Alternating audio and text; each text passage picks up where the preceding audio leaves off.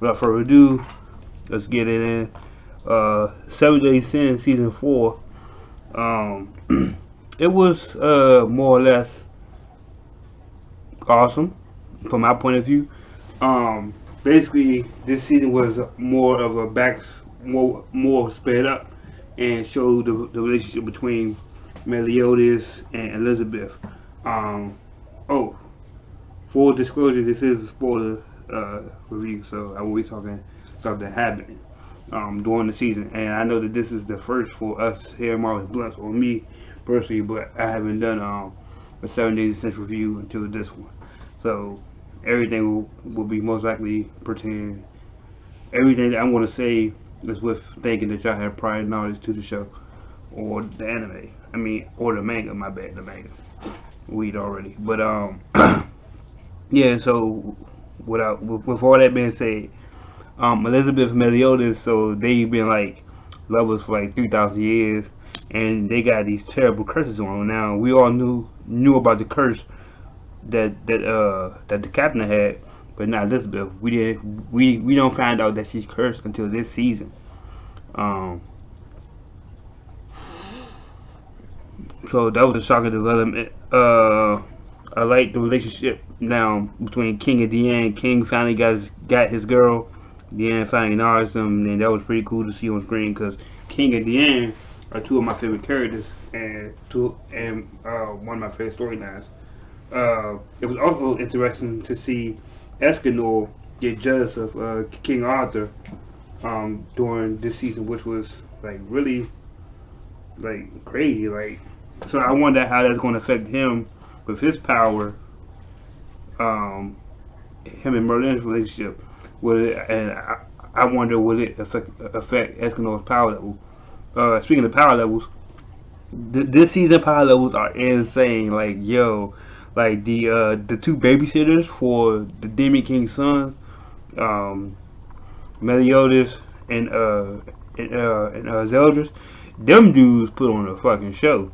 Well, not the one for Zeldris, but Meliodas babysitter. That motherfucker strong. That dude is strong. Like Mo. That fight between him and the Sins, that shit was crazy. Um, what else I wanted to talk to y'all about? Escanor and Demon Meliodas finally going at it. Yeah, I'm not no one. He said no. He said yes. I can even babysit him. Or some. He said something about babysitting. So I'm like, I mean, Escanor's like he's like supposed to be the strongest character in the show, but Demon Meliodas, man, he wasn't even. He was in assault mode, but it felt like him and Escanor. If you don't know, Escanor's power, which they reveal his greatest power, is that at noon he becomes the top 1%. So he's basically invincible to every kind of attack. He's basically a god, right? So, but that's at 12. Even though Escanor's already powerful from sunrise, so the closer the sun gets to noon, the more power he has, and then it wanes as it goes later on the day because there's no sun. So, but at 12 o'clock for that 1 minute, he's literally the strongest being ever. So to see him actually take that form was pretty cool, and he had something called like the God sword or some shit. And that shit put Meliodas down. Like it put him down, but not before Escanor felt the blow too and shit. Because Escanor, even though he survived the fight, and he put Meliodas, he technically won the fight, and then somehow Merlin knocked him out. I didn't understand that, and I still don't understand how she was able to do that. So my theory on that is that Merlin has like some secret punch or some shit that can just knock him out. Like it's weird, and he's like the center of pride. So when I was watching it through, I felt like he was getting more prideful, and it was like affecting his like mental. And I guess Merlin didn't like that. So also Merlin's backstory was revealed. Her backstory is pretty interesting. That she was a mage, sought after by both the goddesses and the demons, and that she was blessed by both of them, which made her like they wanted her to fight for their respective sides, but she turned them both down and sided with Meliodas. Um, that was a pretty cool backstory. Because and this is my knowledge just watching the show. I haven't read the manga, so I'm just going based off what I saw in the show.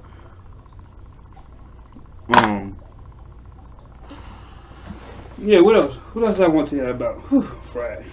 But yeah, this season was very informative, and I don't think I was more surprised of the power level. Like the power level jump, y'all, from season 1 to 2, like the escalating power levels is I've never seen it done like that before in any fighting anime, cartoon, whatever. That was very, very interesting. And it makes me wonder, like, what is the actual, what are their power level? What can be the max power level in in this particular anime? Seeing the demon king, and the supreme deity actually on screen was pretty great. Seeing the angels finally come, or goddess race finally getting into the fight was cool. Seeing that backstory development, so the first 5 episodes or so is basically what started the actual war in the first place. Then you really dive into the rest of the season 4, into the heavy shit. I think that probably not. They didn't have to spend 5 episodes on it, but probably over the course of like 2 or 3 was perfectly fine, and then they could have replaced it with something else, or they could have just gave us another short before this season even came out. They could have gave us a short with that backstory information. And then the last positive for me is just seeing Demon Meliodas like on screen, like actually seeing what is evolved from his actual form. Looks like his real form for the first time. Look like it was pretty dope. It was dope as shit. And without spoiling too much, let me just say, and we all know, well, you should know that his brothers, Zeldris and Estarossa, are like, so Estarossa is like the middle child, Zeldris is the baby, and Meliodas is the older brother. So you can just imagine how strong that entire like little trio should be compared to the Demon King.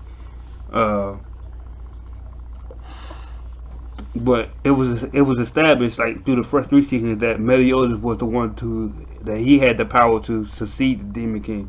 Zeldris, as far as I can understand, only has this power because I'm not gonna say only has this power, but is at the level similar to Meliodas, is because he's the Demon King's surrogate while dealing with the outside realms. So he basically has the power of the Demon King. But Meliodas, like in this season, man, shit get real. Like y'all, shit get real. Meliodas is strong as shit. I thought he was strong when he fought Frausen in season 3. I thought that was strong. Nah. Went on again. Fuck it. Nah, that's not strong, man. Meliodas is that dude. He is that dude, man. He's like the Omni King to these people, to these motherfuckers. Like what? Like Meliodas is a dog, y'all. He's a dog, man. And that made the season for me. So I'm anxious for season 5. Oh, matter of fact, while they on screen, Mosby and Derry, I love their relationship too. That was pretty cool. Like all this, the backstory was pretty cool, and they get some shine later on. And I know Derry is gonna play a vital role in season 5 because of how it ended. So I appreciate that backstory. A lot of characters got fleshed out this season. A lot of minor characters became major characters, and everybody evolved. The power levels, like I said, the power levels is gonna trip you out, man. And I do have a question: how did Bond get a power level raise? If he didn't, I'm assuming it's gonna happen. It's gonna happen in season 5 based upon how season 4 ended. So with him going to go get Meliodas or whatever from his father, some shit. But it's gonna be very interesting. Yeah, all this is interesting. Now on to the negatives. So I don't know who animated this shit this season, but what's up with that white shit? Like what happened to all the blood? Like in some scenes there's like, you know, people have red blood cells, right? Not white blood cells. I'm pretty sure that when you cut somebody, you see blood, it's red. So like, why do people get cut open and shit and it's white? Like, what is that? Like, what is that? And I was afraid of the animation. So I'm not gonna lie to you guys. The only thing that stood out to me, you know, with the online community complaining about the animation and stuff, or the studio, some shit, whatever. I'm not Japanese or Korean or whatever the fuck. So, but I can tell bad animation from good animation. And and outside of that white shit that comes on the screen every now and then for some reason, in some scenes and in some scenes it don't, when people are getting cut open or whatever, or again, you know, when the fighting is going on, I don't really, I can't really tell if it's bad animation on that. Like, I don't see the quality of animation that drops vastly from season 3 to season 4. So if y'all watch the video and y'all know what I'm talking about, please enlighten me, because outside of like the facial expressions, I guess I did start to notice as I watched it back again today.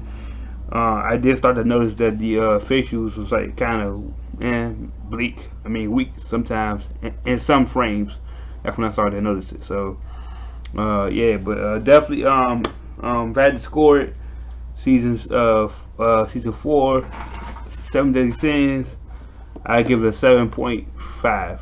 Because the blood really threw me off, and I could have done without 5 episodes of how the Holy War got started. So yeah, 7.5. You know, 7.5, between 7.5 and 7.8 final score. Yeah, let's just do it that way. But it gets sliced up though, so you know, it's always cool. So it's been Tony, man. Time Gaming, Marvel's Bluntz, man. Make sure y'all go cop Rowdy, man. Go check out my man website. Go hit that follow button, like, subscribe, man. The comments, man. If you like 7 Deadly Sins, let me know, man. Let's talk about it. I can't find many people to talk to it about it. Alright, peace.